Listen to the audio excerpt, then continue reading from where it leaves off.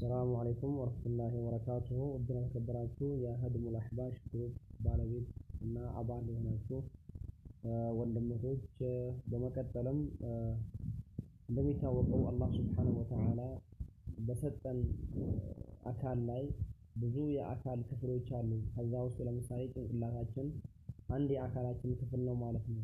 አላህ Subhanahu Wa Ta'ala ጭንቅላትን ሲሰጠን ዝም ብሎ አንደው ከአንገታችን በላይ ያስቀመጠው ጌጥ የተቀመጠ እንደ ድንጋይ ነገር ተቀመጠ እንትን አይደለም።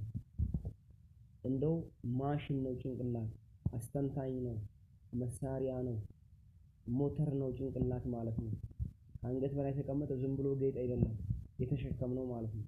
በአግባቡ ማናሰብበት ከሆነ ሐቅና ባጢልን ለይተን ማናቀበት ከሆነ እንደው ዝም ብሎ በእኛ ላይ ያለ ሸክም ነው ማለት ነው። ሸክም ነው ወላሂ። በአግባቡ አእምሮአችን ማንጠቀመው ከሆነ ባጢልን ስህተቱን አውቀን አንቅረን ተፍተን ማንጥል ከሆነ ሐቁን ደግሞ አውቀን ይዘን ማንከተል ከሆነ አእምሮአችን በእኛ ላይ የተቀመጠ እንደ ሸክም ነው ማለት ነው። በአግባቡ ካላዋል ነው። አላህ ደግሞ የሰውን ልጅ ፈጥሮ ሲያበቃ ቁርአን ላይ ልክ እንደነገረን ኢና ኸለቅናል ኢንሳነ ሚን ኑጥፈቲን አምሻጅን ነብተሊ እኛ የሰውን ልጅ ኸልቀነዋል ፈጥረነዋል ከስፐርም አምሻጅን ነብተሊ ከተቀላቀለ ከሆነ ከባልና ሚስት ስፐርም ከሁለቱ ከተቀላቀለ ከሆነ ስፐርም ፈጥረነዋል አለ። ከዛም ሊፈተን ነው እንግዲህ መጨረሻ ላይ አሁንም አላህ ቀጥሎ ምን አለ? ኢና ሀደይናሁ ሰቢለ ኢማ ሻኪረን ወኢማ ከፉራ እኛ የሰውን ልጅ መንገዱን አብራራንለት ገለጽንለት አለ። የባጢሉን መንገድና የሐቁን መንገድ፣ የኩፍሩን መንገድና የኩፍሩን መንገድና የእምነቱን መንገድ አሳወቅነዋል። ይሄ የኩፍሩ መንገድ ነው፣ ይሄ የኢማን መንገድ ነው፣ ይሄ ሐቅ ነው፣ ይሄ ባጢል ነው፣ ይሄ ቢድዓ ነው፣ ይሄ ሽርክ ነው፣ ይሄ ሱና፣ ይሄ ተውሂድ ነው የሚለው ቁርአን ላይ ሐዲስ ላይ በማብራራት አላህ በመጥቀስ ገለጽናለት፣ አሳወቅነው። አይሰውን ልጅ ለይቶ እንዲያውቅ አደረግነው አለ። ከዛ በኋላ እንግዲህ የመረጠውን ይዞ የመሄድ የራሱ እንትን ነው ማለት ነው። የራሱ ምርጫ ነው። የራሱ ምርጫ ነው ደግሞ ሲባል ቀጣይ ዓለም ላይ ደግሞ የሚጠብቀው ነገር ያው አላህ ነግሮናል። ፈመን ሻአ ፈልየክፉር ፈመን ሻአ ፈልዩእሚን ወመን ሻአ ፈልየክፉር የፈለገ ይመን ያልፈለገ ይካድ ካለ በኋላ ኢና አዕተድና ሊዛሊሚን ናራን አሓጠ ቢሂም ሱራዲቁሃ ነው የሚለው። ስለዚህ ለእነዚያ ለካሃዲዎች ባጢሉን ሐቁ ተነግሯቸው ሲያበቁ ባጢልና ሐቁ ተብራርቶላቸው ሲያበቁ ሐቁን ትተው ባጢሉን መራጭ ይዘው የተጓዙት የፈለገ ይመን ያልፈለገ ይካድ አለ خلاص። ከዛስ በኋላ ግን ለካዱት ደግሞ እንዲህ አይነት ጀሃነም አለችላቸው አለ። ስለዚህ ምንድነው ወንድሞቼ ሆይ አላህ የሰጠን አእምሮአችን ዝም ብሎ አይደለም፣ ልናስተውልበት ልናስተነትንበት ነውና በጣም ከሚገርመኝ ነገር የሰው ልጅ የማሰብ ደረጃው መጠኑ ይለያያል። እድሜው ሲጨምር ሲቀንስ ያው ይታወቃል። እርጅና ላይ ሲሄድ ወደ ህፃንነት ነው የሚመለሰው፣ ይቀንሳል የማሰብ እንትኑ። ወጣትነት ግን አካሉም ማሻአላህ ነው፣ አእምሮውም በዛው ልክ ነው።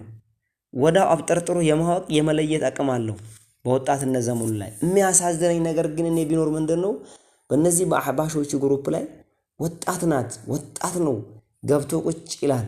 የሚያጠጡትን ይሄ ፍክራቸውን ያጠጡታል፣ ቢድዓቸውን ሽርካቸውን ያጠጡታል፣ ኹራፋት ልበወለድ ወሬያቸውን እያጠጡት እያየ የነሱ እምነት ሐቅ ነው ብሎ እንደው አንገቱን ደፍቶ ቁጭ ብሎ ጆሮ ሰጥቶ አድምጦ በአይኑ እያየ ባጢላቸውን ማለት ይገርመኛል ወላሂ።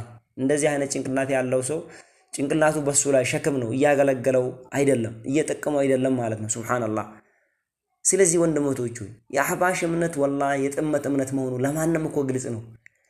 ኢላ ስሜቱን የሚከተል አካል ከሆነ ነው። በጫቱ በዝሙቱ በጭፈራው በተለይ የጭፈራ ስሜት ያለበት ሰው እጅ ማጨብጨብ የመፏጨት በቃ የጭፈራ የስክስታ በቃ እንደው ስሜት ያለበት የሆነ ሰው ነው እዛ ወደ አህባሽ እምነት የሚያዘነብለው እንጂ ስሜቱንማ የተቆጣጠረ ነፍሲያውን ያሸነፈ እንዲህ የዘልዛላነት የሱሴነት የጨብሰኝነት የጭፈራ ፍቅርና ሱስ ፍላጎት ያሌለው ሰው ኖርማል የሆነ አእምሮ አቅል ያለው ሰው አዳብተኛ ረጋተኛ የሆነ ሰው ወላሂ ወቢላሂ ወተላሂ የአህባሽን እምነት ቆም ብሎ ያስታወሰ ከሆነ ከስሜት ርቆ ያቃል ይረዳዋል የባጢል እምነት እንደሆነ ለማንም ግልጽ ነው ወላሂ።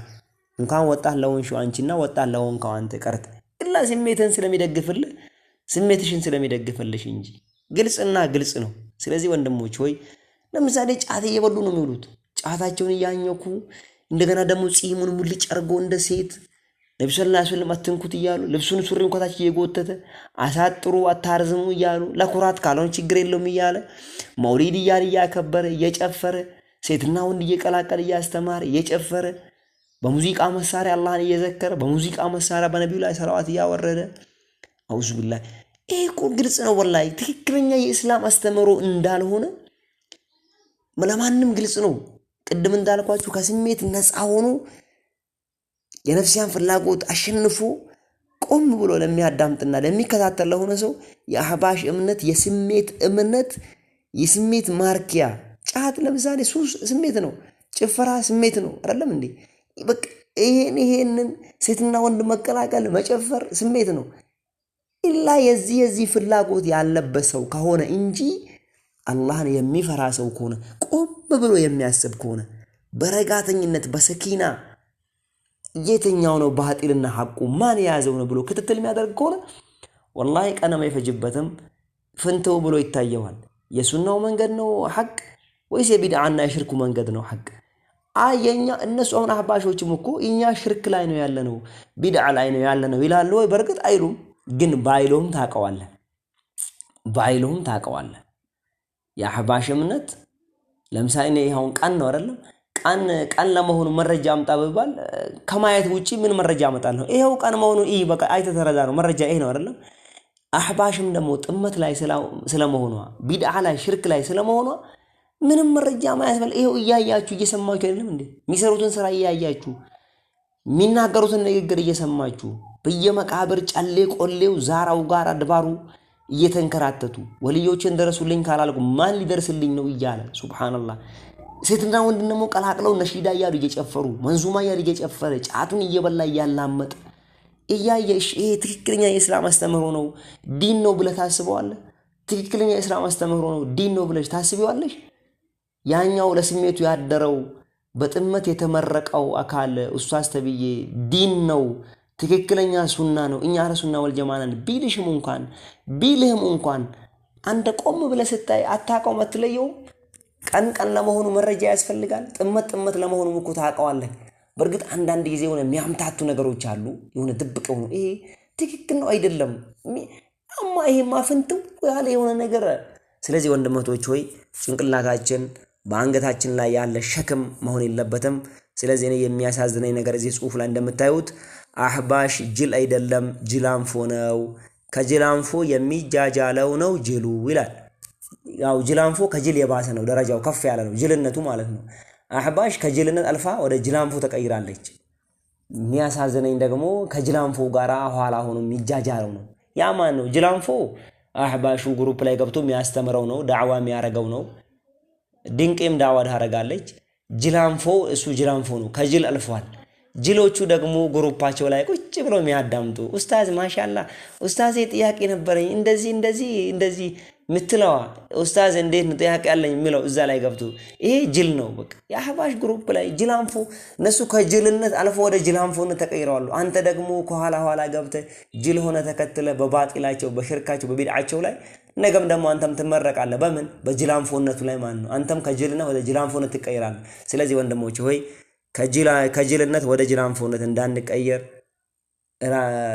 አደራ ምንድነው ከግሩፖቻቸው ከጥመታቸው እንውጣ እንራቅ። ከሱና ዑለማዎች ስር ሆነን ከሱና ዱዓቶች ኡስታዞች ዳዒዎች ስር ሆነን እንቅራ እንማር፣ ዳዕዋቸው እናዳምጥ እንከታተል። ኡስታዙ በምላሱ ቢያቅለሰልሽልሽም እህቴዋ እያለ በውስጥ መስመር እየገባ ቢጃጃል ቢጀናጀንሽም ስንቱ እህቶች አሉ ወላሂ ወደ ሐቁ ለመምጣት እየፈለጉ ከውስጥ ገብቶ ይጀናጀናቸዋል። አንቺ እህቴ አደራሽን አንቺማ ጠንካራ ጎበዝ ነሽስ ብዙ ነገር ነው መስርልኝ ለኛ እንደ ወሃቢያችሁን አንቺ ነሽ አሳራቸው መታስበያቸው በደንብ ተረተሻል በቃ እያለ ቁርአን እናስቀራለን። እንደዚህ ነው የሚቀራው እንዲህ በሼም ያስገቧቸው ስንቶች አሉ በላይ በሼም ታውቃላችሁ አይደለም? ለመውጣት እየፈለጉ ከአህባሽ ግሩፕ አህባሽን ለመተው እየፈለጉ በሼም አስገብቷቸው እዛው የሚቀሩ ስንቶች አሉ። ይህ ደግሞ ሼመኝነት አደጋው ከባድ ነው። ሼመኝነት ምትሆኝበት አለ ማትሆኝበት አለ።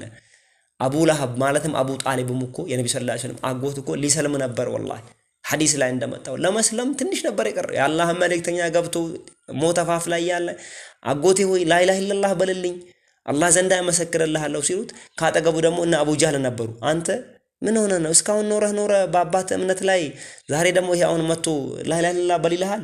መጨረሻን ሊያበላሽብህ ፈልጎ እኮ ነው። እምቢ በለው። እንዲሁ ቃለ ምልልስ ሲያደርጉ አይኔ በአባቴ መንገድ ላይ ነኝ ብሎ ሞተ خلاص። ስለዚህ ወደ ቀናው መንገድ መምጣት እየፈለጉ ራሱ በሼመኝነት አስገብቷቸው እዛው አግቷቸው የሚያስቀሯቸው ስንት ወንድሞች አሉ። ስለዚህ እህት ወንድሞች ሐቁን ካወቅን ከተብራራለን አፈንግጠንባቸው እንውጣ። ሼም የሚባል ነገር የለም። በኔ መቃብር ባንቺ መቃብር እሱ አይገባልሽም። አንቺም ያንቺን መቃብር ነው መድገቢው። ስለዚህ ሐቅነቱን አላህ ያሳውቀን፣ ምንከተለው አላህ አድርገን፣ ባጢልነቱን ያሳውቁን ምንርቀው አላህ አድርገን። هذا والله اعلم وبالله التوفيق والسلام عليكم ورحمة الله وبركاته.